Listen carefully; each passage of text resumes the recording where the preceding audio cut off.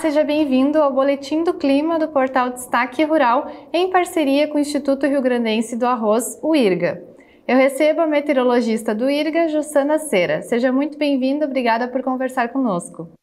Olá, Bruna, tudo bom? Prazer estar de volta. É um prazer também estarmos de volta com o Boletim do Clima. Jossana, nós estamos neste momento com diferentes condições aqui no Rio Grande do Sul. Metade do estado está sob uma onda de calor, enquanto outra parte do estado está com avisos de tempestades temporais desde os últimos dias. Então, queria ver contigo como é que estão essas condições ao longo aí da última semana no estado e o que proporcionou, essas condições de clima no estado. Sim, então desde domingo, na verdade, ali da madrugada de domingo para segunda-feira, na verdade a gente teve a aproximação de uma frente fria, e ela está estacionária sobre o Rio Grande do Sul.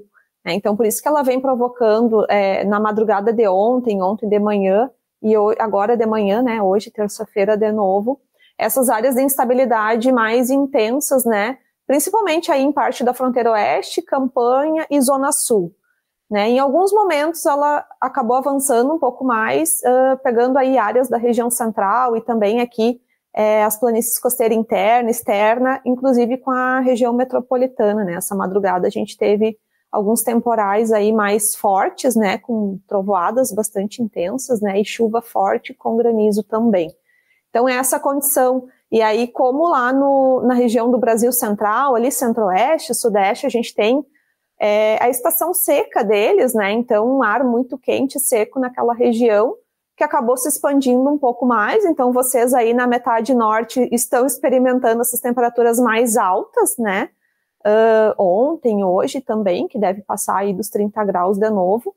Então isso acaba também impedindo que essa frente avance, Ela deve tomar esse rumo, de avançar sobre o estado a partir só de quinta-feira. Então hoje e amanhã a gente vai seguir aí nessa condição ainda. Então, como fica a previsão do tempo para os próximos dias no Rio Grande do Sul? Sim, então, hoje e amanhã a gente tem essas áreas de instabilidade atuando. Então, essa frente fria, ela fica estacionária. Até ontem, na previsão do IRGA, eu mencionei dois modelos, Eu costumo usar o modelo GFS, que é americano, e ele vem colocando essa chuva apenas para a região ali da Campanha e principalmente Zona Sul. E o modelo europeu, o ECMWF, ele coloca essa chuva até mais intensa em mais áreas do Rio Grande do Sul, abrangendo praticamente toda a metade sul, que é mais próximo do que a gente observou ontem e está observando hoje também. Então, acredito que o modelo europeu, a previsão está mais assertiva para esses 2 dias, então com chuvas por vezes fortes, até com ocorrência de temporais isolados, com vento e chuva forte, bastante atividade elétrica e eventual queda de granizo para essa terça e quarta-feira. Então, a região norte do estado deve ficar ainda com tempo seco e calor, e na quinta-feira, sim, a frente fria avança, Então, ambos os modelos colocam esse avanço da frente fria. Porém, o modelo americano coloca a chuva mais forte para as áreas de fronteira com o Uruguai, já o modelo europeu coloca essa chuva mais forte para uma faixa mais central do estado, que compreende aí as regiões noroeste, centro e a região metropolitana aqui de Porto Alegre. Então, toda essa faixa. As áreas mais ao sul e mais ao norte com chuva um pouco mais fraca. E na sexta-feira, esse sistema deve começar a se afastar. Nas áreas de fronteira, a gente já deve observar o tempo mais aberto, mas do centro para o norte, a gente ainda vai ter nebulosidade com risco para chuva fraca, tá? Então, até sexta-feira, mais ou menos esse o cenário que a gente vai ter. Aí, no sábado e no domingo, a gente deve ter tempo um pouco mais seco, e até temperaturas um pouco mais amenas também. Mas a partir do dia 30 a gente deve observar o retorno das chuvas. Então, acredito assim que pelo menos até aí a primeira quinzena, até o dia 10 de outubro, o modelo americano pelo menos vem marcando chuvas ainda. Então, ainda é um ponto de atenção, acho que é um momento bastante crítico, principalmente agora pensando no arroz, a semeadura do arroz está iniciando no estado, e algumas regiões ainda não começaram esse processo, basicamente, né, por conta dessa frequência aí muito alta das chuvas ainda. A primeira parte, pelo menos a primeira quinzena, os primeiros 20 dias de setembro, as chuvas estavam abaixo da média aqui no estado, mas mesmo assim acontecem com uma frequência razoavelmente alta ainda, né? E aí agora para outubro essas chuvas podem ser expressivas, né? Então acaba sendo um ponto de preocupação. Claro que a gente vai atualizando a previsão, às vezes muda alguma coisa, né? Mas o cenário ele não é muito animador, não. E considerando essas previsões, nós temos riscos de alagamentos, inundações novamente? A exemplo do que a gente teve lá em maio, junho ali, aquele período, eu acredito que não, né? Mas a gente pode ter áreas pontuais aí com 200, 300 milímetros, pelo menos até o final desse mês de setembro, né? Aí para outubro a gente precisa ver como que vai ocorrer realmente essas chuvas, né? Se realmente vão ser intensas assim e duradouras, né? Por vários dias consecutivos, como está se mostrando. Mas fica o ponto de atenção. A gente teve aí regiões da Campanha e Zona Sul com acumulados, e planície costeira interna também, com acumulados já próximos dos 100 milímetros, pelos dados do IMET, né? Desde domingo, então nesses 2 para 3 dias, né? Então é um volume razoavelmente alto para 3 dias. Né? E além disso, nós também temos a fumaça que está cobrindo o estado. Nós, inclusive, temos um mapa, né, mostrando o avanço da fumaça sobre o território. E além de piorar a qualidade do ar, que é prejudicial para a saúde, ela também diminui a insolação nas lavouras, né? Nós agora estamos principalmente com a safra de trigo em andamento. E então, como é que fica essa questão da fumaça nesta semana? Quando que essa fumaça deve ir indo embora? Bom, o que a gente vem observando? Como a gente tem essa frente fria sobre o estado, então a gente tem a caracterização do que a gente chama decorrente aí do jato de baixos níveis. Então, toda vem junto o ar quente da região mais norte do Brasil, né, região amazônica, para cá, para alimentar essa frente fria. E como as queimadas estão nessa região, ela acaba carregando também essa fumaça, né? O que a gente chama dos rios voadores que a gente tem nessa região, então acaba trazendo tudo que tem lá naquela região para cá, e aí tá vindo a fumaça junto. Quando essa frente fria passar, então ali entre sábado e domingo, a tendência é que a gente observe céu limpo, volte a observar céu limpo aqui no Rio Grande do Sul, porque aí o vento muda de direção, né? Ao invés de ser norte, ele passa a ser do quadrante sul, então a tendência é que essa fumaça suba. No entanto, quando a chuva retornar, a tendência é que ela acabe puxando de novo essa fumaça aqui para o Rio Grande do Sul. Quando que isso deve acabar? Quando as queimadas lá naquelas regiões do Pantanal, Amazônia ali, cessarem, né? É só quando parar as queimadas que a gente vai parar de observar fumaça aqui sobre o Rio Grande do Sul. Infelizmente, esse é o cenário. A expectativa é de que as chuvas retornem de forma mais frequente para aquelas regiões a partir da segunda quinzena de outubro, por aí. Então, a partir desse período, né, se as chuvas lá naquela região começarem a ser mais frequentes, então a tendência é que o fogo diminua e aí, por consequência, diminui as fumaças aqui. E tu comentou sobre as questões das lavouras de trigo, culturas em geral, né?